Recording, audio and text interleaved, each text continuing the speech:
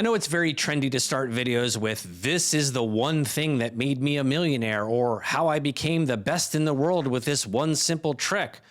But I think this one technique could radically improve your sales success as a founder, and it's probably not what you think. I'm going to share the biggest sales unlock I've ever learned next on this episode of An Acquired Taste.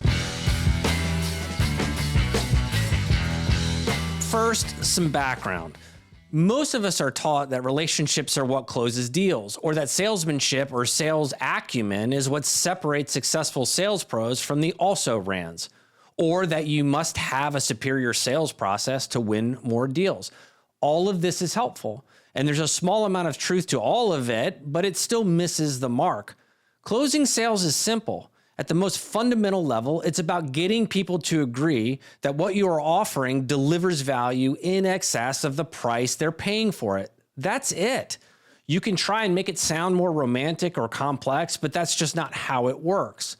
If you can make your customer excited about the purchase in the process, fantastic. The bigger the delta between the cost and the value created, the easier the sale becomes. Now, if you try to go all Billy Mays, may he rest in peace, pretending that this product will save/make/generate billions of dollars in value, or that it will fix your golf swing while simultaneously restoring your receding hairline, you may overshoot the landing. No, this is simple. Two things you need to do: translate the value into dollars and cents and use their numbers. See, I told you it was simple. Hey guys, quick shout out to the new studio and setup. I'm coming to you crystal clear in 4K, which is probably a terrible idea, but here we are. If you're new to the channel and you like the content that we're creating, please consider hitting that subscribe button. Back to the episode. The dollars and cents part is pretty obvious. How much money will you help them generate or save? But it's the second part that slips people up, using their numbers. I'm going to circle back on that, but first, let me use a very real-world example of the dollars and cents part. One of our portfolio companies, Link, has created a, quote, CRM that fits in your pocket, end quote. In simplest terms, they use a combination of digital business cards, text messaging, AI, and platform integrations that allow people to capture and leverage sales leads and contacts. Through their technology, someone can meet, capture lead information, and have it immediately integrated into their CRM and marketing workflows with a simple tap of a digital business card. Now, this is all very cool, but how do we translate that into value expressed in dollars? One of their early customers was a regional roofing company. They had dozens of outside salespeople trying to book roofing jobs all over the southeastern US. They had a CRM, but they were pretty sure that approximately 50% of their qualified prospects were never making it into their CRM. That means they had no chance of reaching those customers, putting them into any kind of marketing automation, or even sending a simple follow-up email or making a follow-up phone call. They were paying salespeople to develop these leads, but those leads never made it out of their sales folks' phones, pockets, or even handwritten notes. Sales reps give a lot of reasons for leads not making it into a CRM. They don't bother if they, quote, knew the lead wouldn't close. They say they will send them all in a batch at the end of the week and then don't. Some say they just forgot. Anyone who's ever had to report into an old school CRM knows the real reason. You just don't want to. It takes too much time. You don't see the value in it. But back to the roofing company. Link's digital business cards could send every lead's information back to a centralized CRM or automated marketing platform effortlessly and in real time. This roofing company should be all over Link's platform, but the first objection? $49 per sales rep per month seemed like too much money. So why did this happen? On a fundamental level, the company didn't understand that delta between their cost and the value created by Link's platform. Link hadn't established that value in clear and compelling terms. They didn't show them the value in dollars and cents. So let's run this scenario as if they had. If I were selling this deal, during one of the first calls, I would ask a series of questions to better understand their business and associated costs. So question, how many reps do you have? Answer, 10. How many qualified leads are your reps talking to in total each week? They put about 50 qualified leads into the CRM. What's the average roofing job worth? Around $5,000. What's your average closing percentage? Approximately 30% of the leads in the CRM. Do you believe that closing percentage is good or bad?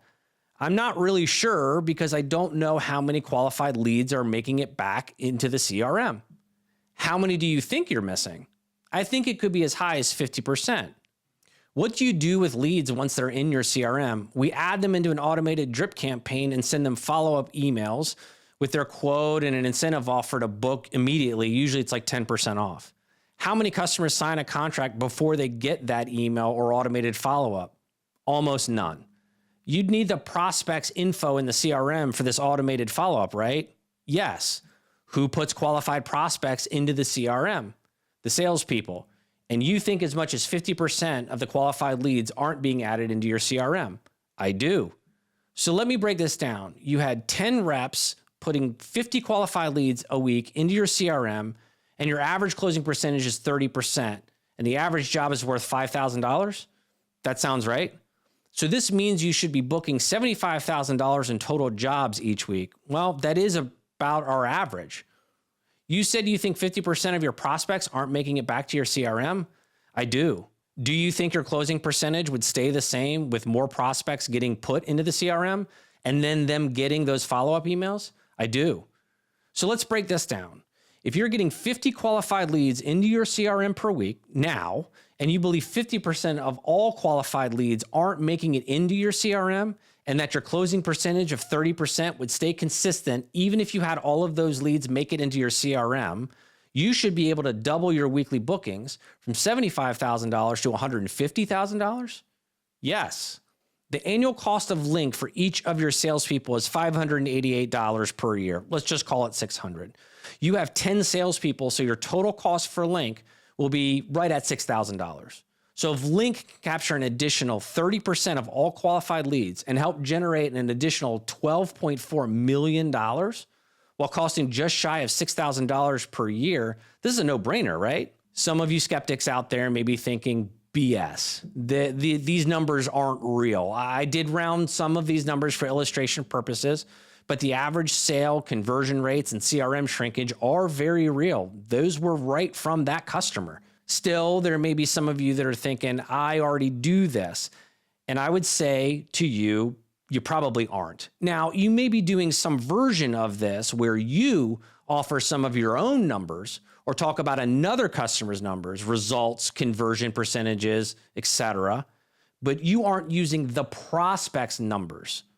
This brings us all the way back to the second of two things you should be doing on every sales call, using their numbers. If you skip back to the scenario I just ran through, you'll see I never offer a number, only repeat or verify the prospect's number. I ask a series of questions and the prospect answered them. I asked how much, how often type questions, and the questions I asked were numerically based, often in dollars and cents.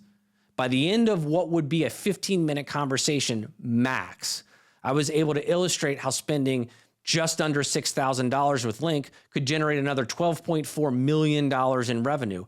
No BS, no inflated numbers, no real salesmanship. Just used their numbers and made it about tying the value of Link to the bottom line in dollars and cents. Couple of notes on how to be effective with this. This conversation should be had as early as possible in the sales process. This not only engages a prospect more effectively, it produces compelling numbers that will drive the prospect's urgency and it'll shorten the sales cycle. Here's a pro tip.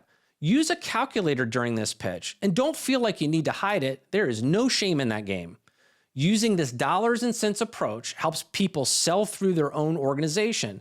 Most of the time, you aren't talking to the actual decision maker. More likely, someone who needs to pitch their boss on why this is something they should buy.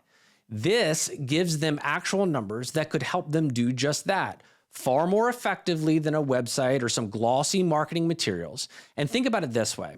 Dollars are the most universal metric in any business. Everyone intuitively understands why the dollars matter, and that makes pitching the value in dollars more effective than repeating perceived benefits or product feature sets. Here's your second pro tip. After the call, send them the math in a simple spreadsheet, an email, or a text. You will run into prospects that don't know their numbers to this level of detail.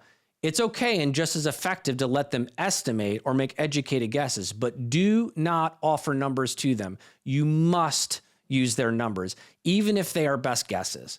If they say, I don't know, or I'd have to look, reassure them that an estimate is okay, or ask them what they think it might be. No one is writing a sales contract off these numbers. You're just trying to illustrate the value. I've had nervous salespeople tell me that prospects won't tell them this information. In my experience, prospects are happy to tell you about their business. Will you find people that won't give you this information? Sure. In those cases, I usually tell them, I'm not trying to sell you something that you don't need. Give me a little bit of leash with these questions, and I promise to keep it brief. At the end, we will be able to agree if this is valuable enough to move forward, and if not, no sweat. Lastly, you may have a prospect question their own numbers, especially when they are very large or hugely valuable.